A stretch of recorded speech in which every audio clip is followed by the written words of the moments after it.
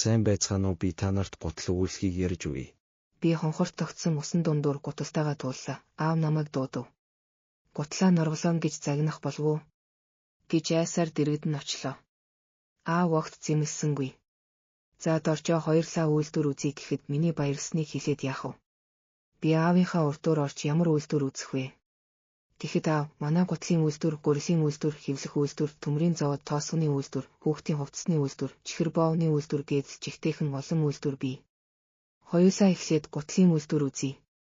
Бид хоёр эхлээд суурь машины дуу дүнгэнсэн шир боловсруулах үйлдвэр үзв.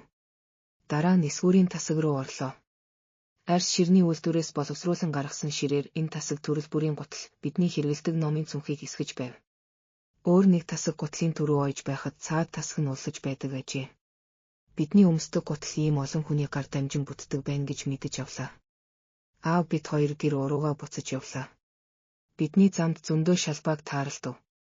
Гэвч би усан дундуур гарсангүй. Хүүхдүүдээ та нар минь өөрийн болон бусдын эд зүйлсийг хайрлаж гамнаж байгаарай. Бидний хэрэгэлдэг эд зүйлс болон бусад зүйлс маань их олон хүний хүч хөдөлмөрөөс бүтдэг юм байна шүү дээ. Анхааралтай өгүүлэхээ сонсонд баярлалаа баяртай.